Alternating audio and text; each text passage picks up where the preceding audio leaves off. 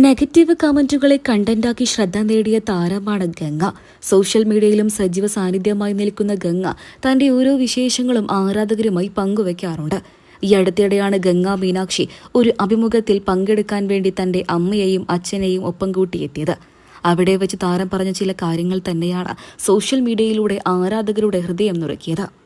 ഗംഗയുടെ അമ്മ രാജലക്ഷ്മിയുടെ വാക്കുകൾ ഇങ്ങനെയായിരുന്നു അഭിമുഖത്തിൽ വെച്ച്: എന്നെയും എൻ്റെ 3 മക്കളെയും ഇത്രമാത്രം സന്തോഷമാക്കി മുന്നോട്ട് കൊണ്ടുപോകുന്നത് ഇദ്ദേഹം ഒരൊറ്റ വ്യക്തിയാണ്.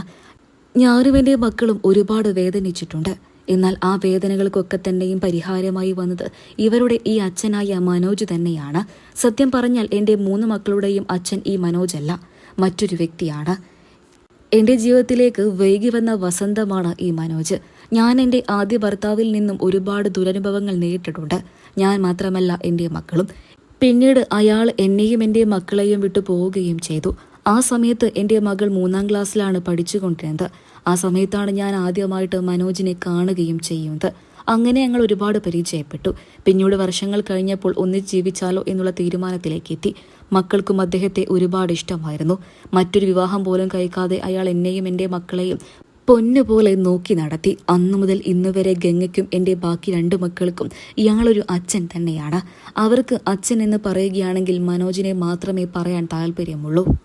അത്രമാത്രം സ്നേഹമാണ് അയാൾ എൻ്റെ മക്കൾക്ക് നൽകിയത്. അയാൾ ഞങ്ങൾക്കൊരു ദൈവമാണ് എന്ന് തന്നെയാണ് മനോജിനെ പറ്റി ഗംഗയുടെ അമ്മയും സംസാരിച്ചത്.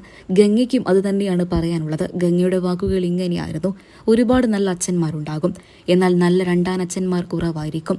എന്നാൽ എനിക്ക് എൻ്റെ ജീവിതത്തിൽ ആ ഭാഗ്യം ലഭിച്ചു എന്ന് തന്നെയാണ് ഗംഗയും വാക്കുകളിലൂടെ കൂട്ടിച്ചേർത്ത്. ഈ താരകുടുംബത്തെ നിങ്ങൾക്ക് ഇഷ്ടമാണോ? നിങ്ങളുടെ അഭിപ്രായങ്ങൾ കമന്റ് ബോക്സിലൂടെ പറയാൻ മറക്കരുത്.